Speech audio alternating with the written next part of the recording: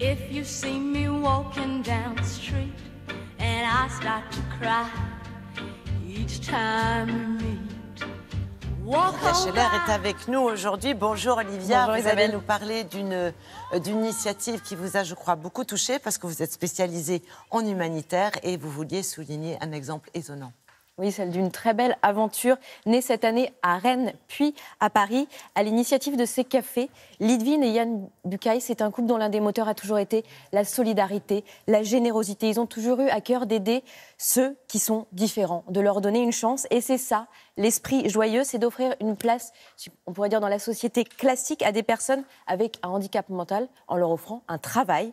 Dans ces cafés-là, alors on prend un café, on mange, bien sûr, mais surtout, on prend le temps d'échanger avec ces serveurs qui sont autistes, trisomiques. Il y a aussi des commis de cuisine. Ils sont encadrés par des équipes qui ont appris à travailler un petit peu différemment avec ces personnes pas tout à fait ordinaires.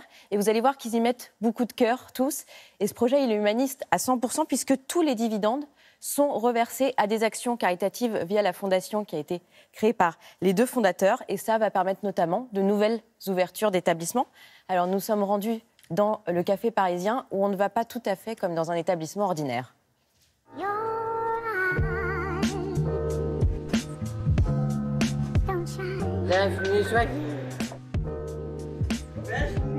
L'idée, c'est né d'une rencontre avec un jeune garçon autiste qui s'appelle Théo et qui un jour m'a dit il paraît que toi tu es patron, tu n'as pas un métier pour moi. Et je lui ai répondu non. Alors qu'il était tout content, jovial, il s'est contrarié. Il m'a dit c'est pas juste. Parce que oui, je suis handicapé, mais je peux être utile. Je veux travailler. Chez Joyeux, c'est un peu une sorte de quota inversé. C'est-à-dire qu'on a plus de 80% de personnes en situation de handicap pour donc moins de 20% issus du monde professionnel ordinaire. La restauration, c'est un métier difficile. Et évidemment que notre concept de proposer à des personnes différentes, quasiment exclusivement, de travailler dans ce restaurant, c'est audacieux. Donc ce qui est compliqué, c'est de convaincre les gens autour de nous que c'est possible. Dans les entretiens, ce que nous disent les candidats, c'est « je veux travailler dans une entreprise normale. Je veux un travail normal ». On n'a pas recruté nos candidats sur base d'une compétence, mais sur base de l'envie. Et dans la mesure où ils ont envie de travailler, eh bien on se rend compte qu'ils sont capables d'apprendre. La plupart n'ont jamais travaillé, c'est leur premier emploi. C'est la première fois que vous travaillez dans la restauration ? Moi, oui. Et j'adore ça. Oui. J'adore la cuisine, tous ces cuisines. L'affaire, c'est, j'ai pas de formation, mais j'aime bien vendre les gâteaux, à manger, j'aime bien tout ça. On est hyper heureux de voir, en tant que manager, que de plus en plus nos équipiers sont autonomes, savent ce qu'ils doivent faire. Et ça, c'est une victoire pour nous, c'est une victoire pour eux surtout.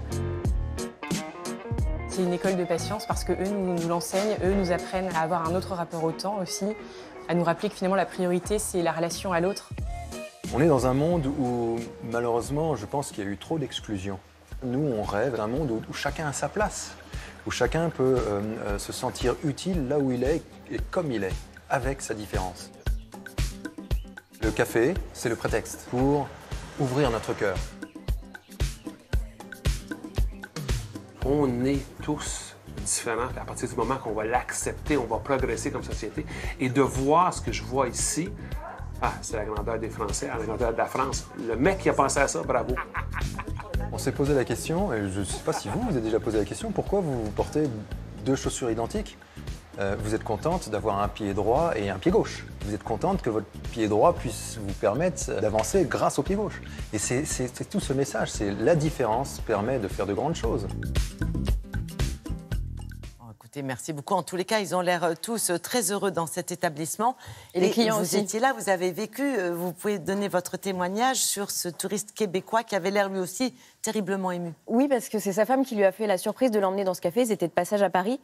Et eux, au Canada, ils ont une association parce que leur fils est autiste. Et il est arrivé là, sa femme avait entendu parler du projet jusqu'au Canada. Donc quand même, c'est une belle histoire aussi. Et il est arrivé là, il était tellement ému, il pleurait de se dire... Mais c'est merveilleux qu'il y ait des initiatives comme celle-là et que le monde avance grâce à des endroits comme celui-ci. Et puis, il va avancer aussi sur la mer. Vous allez voir ce projet, puisqu'il y a 10 jours, un monocoque a été mis à l'eau aux couleurs de ces coffee shops du cœur. Il participera à la prochaine route du Rhum, barrée par Sidney Gavinier. Alors, c'est une aventure sportive, mais surtout humaine, parce que ça va mettre en lumière ce projet et permettre d'en parler et de mettre en avant ces personnes extraordinaires. Ça valorise et ça fait connaître.